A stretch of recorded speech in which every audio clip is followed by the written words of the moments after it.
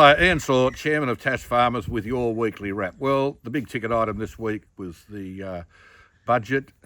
Look, for agriculture, the cupboard was pretty bare. We had to push our way through the cobwebs to find anything.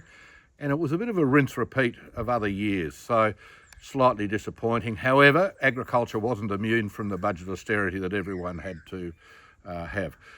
Disappointing for us, as you know, I've always spoken about that TasFarmers always put in budget submissions in anything we do. We're not after handouts, we're after strategic processes, stuff that will reduce cost and make agriculture better, not only for the farmers, the general community, and our budget submission really wasn't looked at in depth.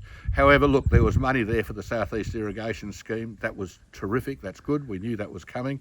There's 1.5 million over 2 years for agricultural research. That should have really gone out for 4 years. You can't do a lot in 2 years when it comes to research. Look, the wild fallow deer management plan, $2.2 million. Look, I've been around now in agriculture for sort of 50 odd years. I've heard of every plan and review of deer in Tasmania. Look, they just need to be classified as feral. We need to be classing them like a rabbit and using the meat for human consumption. They're everywhere in the state now. There was also money there for the water use strategy, which was good, land care, weeds and invasives, which was good. TasFarmers, as you know, we're supporting the state government with its red tape reduction process. Look, we want the government just to hurry up, crack on, get on with it. It's really important. We need to see GBE reform.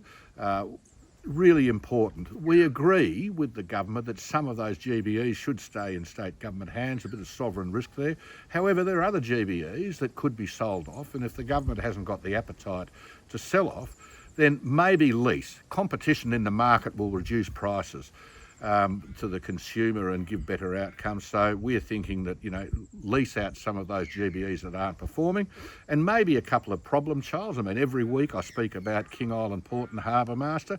We'll put that into private hands and let's see how that goes. Maybe the Port of Devonport.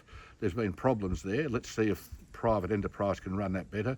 And you know, why is the government owning an airport? Just seems ridiculous to me.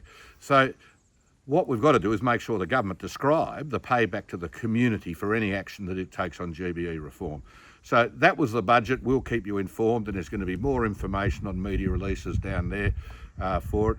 Again, a busy week with all the other stuff that we had. The Cereals and Seeds Committee, the NLIS rebates finish at the end of June, so please hurry up and get that. Sustainability meeting, committee meeting was had this week.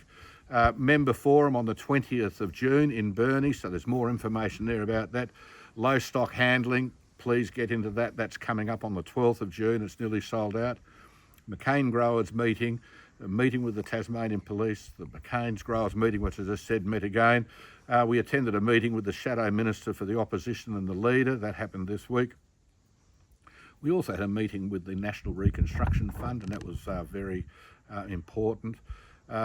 We've also done meetings with the Tasmanian Beekeepers Association, the US Embassy talking about trade, and that list goes on. So at all times, it's amazing what comes through the door and how we're trying to represent you as members in the farming community.